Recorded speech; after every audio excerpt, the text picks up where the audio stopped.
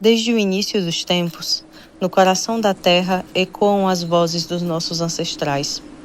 Mais do que um mero substrato para os nossos pés, esse solo sagrado é o palco onde cada passo ecoa a narrativa dos séculos, onde vida e morte se entrelaçam, se conectam e transcendem tudo aquilo que a humanidade julga saber.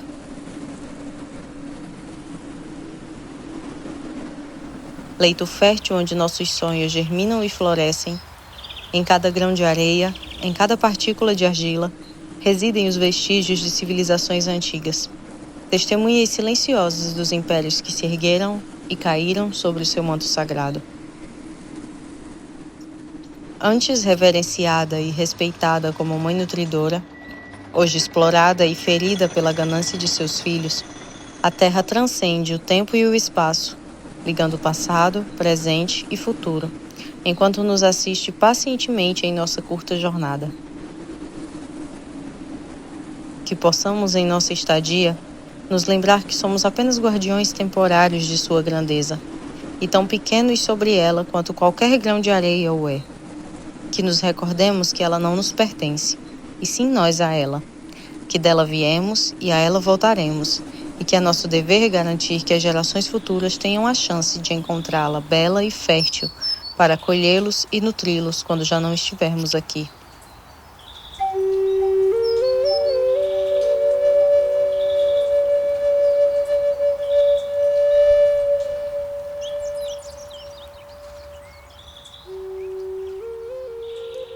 Eu sou Iris Pereira, natural e residente aqui em Acopiara. Tenho 26 anos, sou artista visual, mãe solo, escritora, entre outras coisinhas, produzo artesanato também. Eu tenho trabalhado com a pintura em tela desde 2017, 2016, mas desenho desde sempre. E recentemente, nos últimos 2 anos, eu venho me descobrindo através da pintura em geotinta, né, em tinta natural, à base de minérios, de pigmentos minerais. Então, a minha arte tem sofrido essa reviravolta nesses últimos 2 anos através da geotinta, que é sobre o que a gente vai falar hoje.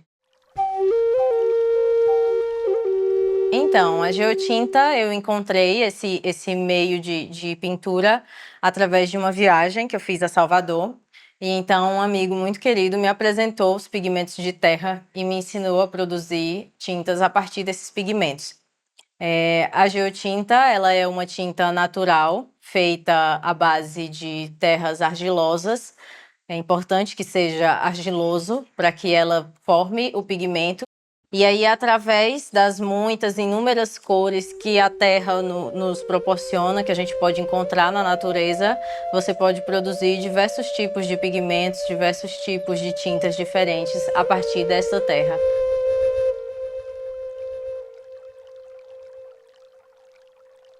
A principal matéria-prima da geotinta é a terra, no caso, a argila. E aí, ela coletada na natureza bruta, ela passa por um processo de limpeza e também de refinamento, onde a gente macera essa terra, retira sujeira, impurezas que possa ter nela, pedras e outros resquícios naturais, né?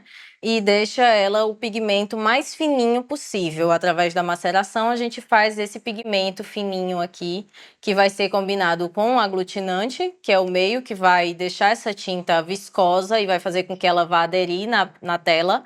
E o principal aglutinante que a gente usa na geotinta é a cola branca.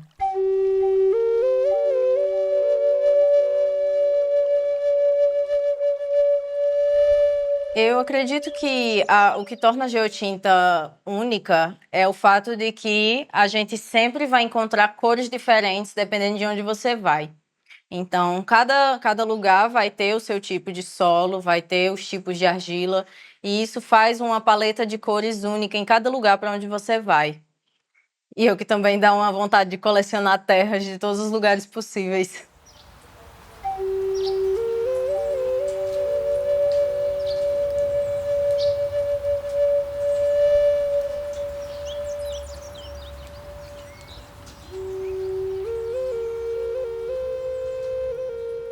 A geotinta, ela fez uma revolução na minha forma de pintar, porque como eu sou um artista autodidata, todo o meu processo de pintura vai de tentativa e erro. Então, cada obra eu descubro uma técnica diferente, e através de cada pintura eu descubro uma forma de misturar as cores. E aí, com a geotinta, eu tive que abandonar tudo que eu já sabia sobre tintas, todo o meu processo de pintura e recomeçar tudo do zero. Então, cada nova pintura eu descubro uma cor diferente, uma mistura diferente, uma textura diferente.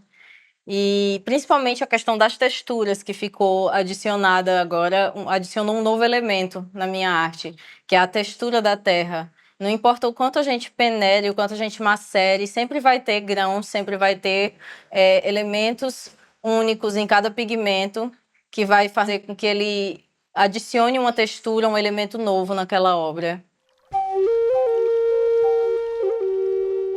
Eu acho que um dos principais desafios é que a geotinta, apesar de ser uma tinta que vem sendo usada há milênios, né? Por exemplo, como as pinturas das cavernas, que grande parte delas foi produzida com pigmentos terrosos, mas não tem como se ter uma fórmula exata. Então, cada vez que você formula uma geotinta, você está criando um elemento único que você vai ter que analisar qual vai ser a durabilidade, qual vai ser a fixação dele. E eu acho que o principal desafio é esse, é padronizar a fórmula e descobrir de que maneira ela vai reagir com o tempo, como que essas cores vão se manter com o tempo, que é uma obra que ela não é estática, então ela vai mudar com o tempo, ela vai se adaptar ao meio onde ela vai estar, então é uma obra que está em processo de constante transformação.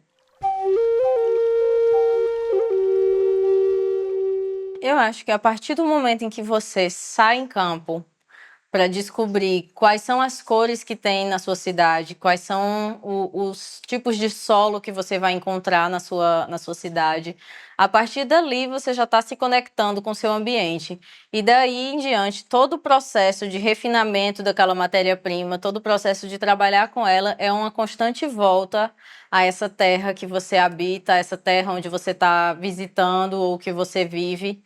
E a refletir, né, toda a história por trás daquele solo, desde como ele se formou, a todas as histórias de vida que se passaram sobre aquele solo.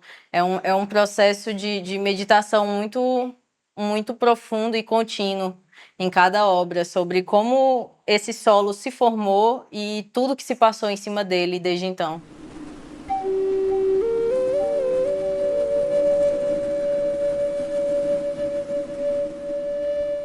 Que eu já tive períodos, como por exemplo na pandemia, em que eu fiquei completamente sem tinta, completamente sem material, porque a gente sabe que o material artístico ainda é algo muito elitizado, né, no nosso país.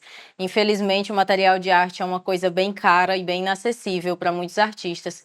E isso dificulta muita gente de ingressar no mercado da arte por conta disso. Apesar de a geotinta ser um meio que, para a grande elite do mercado de arte, ela talvez não seja bem vista por enquanto, por vir da terra, e a gente sabe que tudo aquilo que vem da terra sofre uma grande desvalorização por parte dessas elites, mas a geotinta ela promove essa independência. Se você antes teria que gastar 20, 30 reais em uma tinta, agora você consegue produzir uma gama imensa de tintas com esse mesmo valor e não ter que depender de ter esse valor para você conseguir produzir a sua arte. Eu não fazia ideia de que dava para produzir esse efeito de transparência com tinta de terra.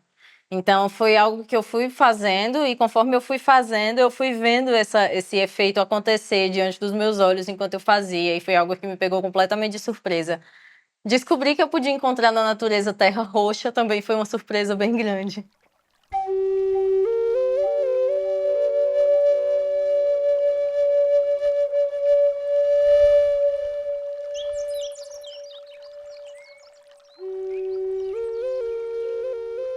Fazer essa pesquisa, primeiro, de quais são os tipos de solo que você vai encontrar na sua terra, e a partir de então, ir desenvolvendo o seu processo, porque cada artista vai conseguir descobrir uma forma única e vai acrescentar um novo elemento à geotinta. Ela é um tipo de tinta, um tipo de arte que está emergindo de novo, depois de ter sido esquecida por séculos. E agora eu acho que quanto mais artistas trabalharem com essa técnica, mais coisas a gente vai descobrir a partir desses trabalhos. Então é um trabalho de cientista também, de pesquisar, de ir a campo e de descobrir. E eu aconselho quantos artistas quiserem começar a buscar referências de artistas que já trabalham com essa tinta, pedir dicas e realmente se colocar para fazer, porque vale a pena.